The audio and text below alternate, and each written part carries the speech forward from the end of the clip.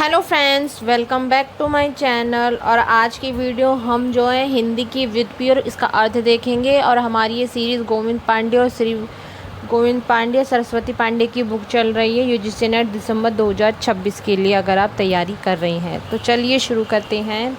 ये क्लास हमारी 6 है, ठीक है, आई थिंक 6 ही है। तो चलिए शुरू करते हैं बिना देरी के। हिंदी शब्द की उत्पत्ति के संबंध में बहुत सारे मत हैं, ठीक है। परंपरावादी संस्कृत पंडितों के अनुसार हिंदी क्या है, हिन प्लस हिंद का मतलब नष्ट करना, टू यानी दुष्ट, अर्थात हिंदू का अर्थ हुआ दुष्टों का विनाश करें, हिंसती दुष्टान। शब्द कल्पद्रुम के अनुसार हिंदी शब्द हीन प्लस दुष्ट प्लस डू से बना है, जिसका अर्थ होता है हीनों को दूषित करने वाला, हीन दुष्यति। ये दोनों ही मत जो हैं गलत है, ऐसा कल्पना प्रसूत है, ठीक है। तो भोलानाथ तिवारी जी ने क्या कहा है, उन्होंने कहा है कि हिंदू शब्द का प्राचीनतम प्रयोग 7वीं शताब्दी सदी में उसके अंतिम चरण के ग्रंथ जो कि निशिथ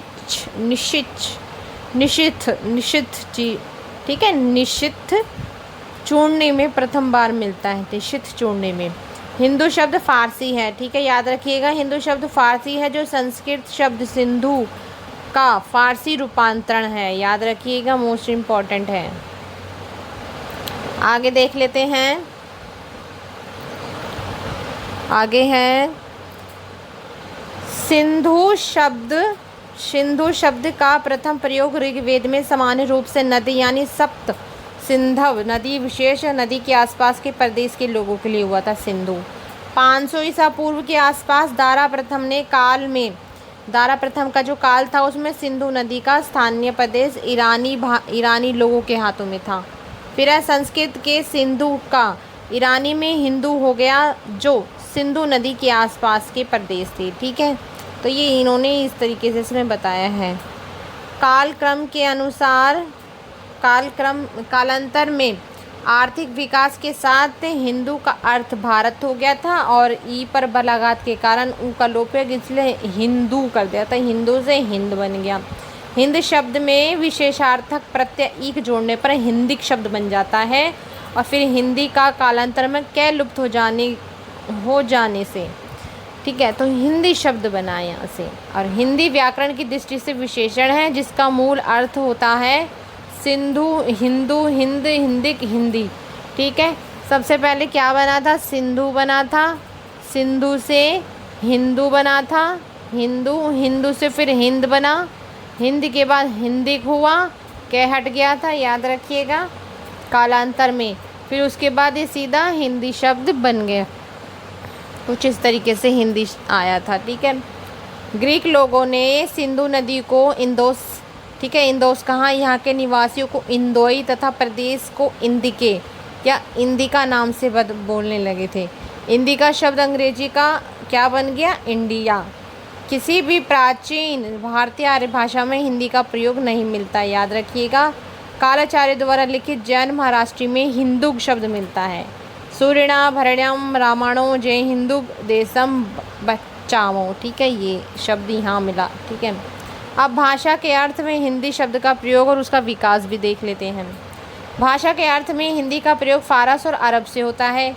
ईरान के बादशाह नौशेरवा जो कि 531 से 579 ईस्वी में अपने दरबारी हकीमों को भारतीय ग्रंथ और पंचतंत्र का अनुवाद करने के लिए उन्होंने नियुक्त किया था। वाजरोया ने कर्कट और दमनक के आधार पर अपने अनुवाद का नाम कलीला व दिमना रखा। कलीला व दिमना की भूमिका नौशेरवा के मंत्री बुरचर्ज मिहिर ने लिखी, ठीक है। और इसमें ये कहा कि इस अनुवाद में ज़बाने हिंद से किया गया था, याद रखिएगा। फिर अरबी फ़ारसी में ज़बाने हिंदी शब्द का प्रयोग संभवतः भारत की समस्त भाषाओं संस्कृत, पाली, प्राकृत, अपभ्रंश में मिलता है। फिर भारत के फ़ारसी कवि ऑफी ने सर्वप्रथम 1228 में हिंदवी शब्द का प्रयोग समस्त भारतीय भाषाओं के लिए न करके भारत की मध्य प्रदेश देसी भाषाओं के लिए किया था उन्होंने, ठीक है। अगला देख लेते हैं। तैमूर लंग के पोते शरफुद्दीन यज़दी, ठीक है, सन 1424 में अपने ग्रंथ जफरन में विदेशों में हिंदी भाषा के अर्थ में हिंदी शब्द का प्रयोग किया। फिर डॉक्टर धीरेन्द्र वर्मा द्वारा संपादित हिंदी साहित्य कोश भाग 1 के अनुसार 13वीं-14वीं शताब्दी में देश को भाषा को हिंदी के हिंदू नाम से कहा जाने लगा। ठीक है, चलिए नेक्स्ट देखते हैं। नेक्स्ट देख लेते हैं, और इसमें हसन और अमीर खुसरो का नाम सबसे पहले है। फिर है डॉक्टर भोलानाथ तिवारी का उदय नारायण तिवारी ने भाषा के अर्थ में खुसरो द्वारा प्रयुक्त हिंदी को संदिग्ध माना। उक्त दोनों विद्वानों ने हिंदी शब्द के प्रयोग को भारतीय मुसलमान के अर्थ में रेखांकित किया। फिर है डॉक्टर भोलानाथ तिवारी ने लिखा है कि खुसरो ने हिंदी शब्द का प्रयोग भारतीय मुसलमानों के लिए किया, हिंदवी शब्द का मध्य प्रदेशीय भाषा के लिए, और हिंदवी शब्द हिंदुई ये हिंदू प्लस ई अर्थात हिंदुओं की भाषा हिंदवी शब्द के प्रयोग के लिए कुछ दिन बाद हिंदी यानी भारतीय मुसलमान भाषा के लिए कदाचित हिंदी शब्द चलने लगा। फिर देखते हैं, हिंदी कवि नूर मोहम्मद ने लिखा है कि हिंदू मग पर पाव न राखो का जो बहुते हिंदवी भाग्यों। 18वीं सदी तक हिंदी मुसलमानों की भाषा न रहकर हिंदुओं की भाषा की ओर झुक रहा था। 19वीं सदी के मध्य की पूर्व तक हिंदी का प्रयोग उर्दू और रेख्ता के रूप में चल पड़ा था। अगला देख लेते हैं, उर्दू मूलतः तुर्की शब्द है जिसका अर्थ शाही शिविर या खेमा है। डॉक्टर ग्राहम बेल और डॉक्टर ताराचंद आदि का कहना है कि उर्दू का भाषा के निश्चित अर्थ में सबसे पुराना प्रयोग मुसफ़ी में मिलता है। खुदा रखे ज़बां हमने सुनी है, मीर वो मिर्ज़ा की कहे किस मुँह से हम मुसहफ़ी उर्दू हमारी है। ठीक है, फिर प्रोफेसर आज़ाद ने आबे हयात में ब्रज भाषा से उर्दू का जन्म माना है। रेख्ता का फ़ारसी में अर्थ गिरा हुआ या गिराकर बनाया हुआ ढेर है। नेक्स्ट देख लेते हैं,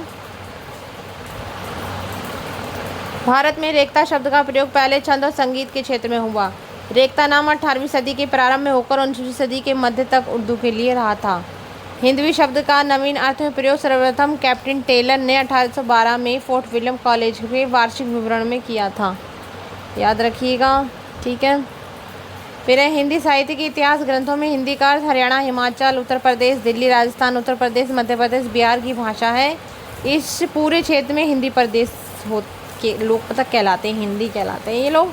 और वर्तमान भारतीय साहित्य में हिंदी शब्द भारतीय संघ की राजभाषा देवनागरी लिपि में हिंदी होगी। भारतीय संविधान अनुच्छेद 343 याद रखेगा, बहुत इंपॉर्टेंट है। 343 में भारतीय संविधान के अनुच्छेद में राष्ट्रीय भाषा का नाम, ठीक है, और इसकी देवनागरी लिपि होगी, ये वर्णित है। तो ये कुछ बोलियां हैं, चलिए अब इनको देख लेते हैं। हिंदी की बोली, अपभ्रंश, उपबाला, उपभाषा और बोली। बोली में आपकी क्या क्या होंगी, आकार बहुल, ओकार बहुल।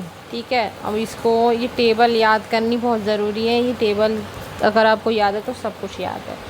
सौर सैनी अपभ्रंश की भी 2 हैं। देखिए 3 शाखाएं जा रही हैं। पश्चिमी हिंदी, देखो पहले सौर सैनी भाषा को देख लेते हैं, फिर इसकी 3 भाषा जा रही हैं, पश्चिमी हिंदी और पहाड़ी और राजस्थानी। पश्चिमी में आकार बहुल, ओकार बहुल, उसमें बोलियाँ आ जाएंगी कोरबी, हरियाणी, बांगरू, दखनी और ब्रिज, बुंदेली, कन्नौजी ओकार में। राजस्थानी में टैवर, मारवाड़ी, जयपुरी, मेतावी, मालवी। ठीक है, पहाड़ी हिंदी में कुमायूनी और गढ़वाली। ठीक है, और नीचे देखते हैं अर्धमागधी और मागधी, ये भी हैं। ठीक है, और इसमें पूर्वी हिंदी आएगी, इसमें बिहारी हिंदी आएगी। पूर्वी हिंदी में अवधी, बघेली, छत्तीसगढ़ी, और बिहारी हिंदी में भोजपुरी, मगधी, मेथिली। बहुत बहुत बहुत इम्पोर्टेंट है, मोस्ट इम्पॉर्टेंट है ये। इससे इतने शब्द बनते हैं गाइस, इतने ज़्यादा शब्द बनते हैं और क्वेश्चंस बनते हैं, हर बार बनते हैं। अगर आपको ये याद है ना तो सब कुछ याद है। ठीक है, इस तरीके से। फिर भोलानाथ तिवारी ने पश्चिमी हिंदी के अंतर्गत 2 अन्य बोलियों को तवाजुबे की और निमाड़ी को भी स्वीकार किया था। हिंदी भाषा की प्रमुख बोलियाँ और उनकी उपबोलियाँ। अब ये देखिए, बोली हरियाणा की में हरियाणा में बांगरू, देवसाली, उपबोली जाटू, चमरवा, डीप भी क्वेश्चन पूछे जाते हैं, तो ये आपको याद होनी चाहिए सारी ही। ब्रिज भाषा में अंतर्वेदी, भुक्सा, जाटोवादी, टांगी। बुंदेली में बुंदेलखंडी, पावरी, बनाफरी, लोधांती, निभटी। अवधी में कोशली, बैसवाड़ी, जोहला, गहोरा, जूझड़, ये सब है। ठीक है, तो इसको एक बार आप पूरी टेबल को देख लीजिएगा। ठीक है। देखिए ये यहाँ से यहाँ तक है। तो नेक्स्ट वीडियो में हम करेंगे लिपि, ठीक है। तो मिलते हैं नेक्स्ट वीडियो में, तब तक के लिए आप सभी का बहुत बहुत शुक्रिया।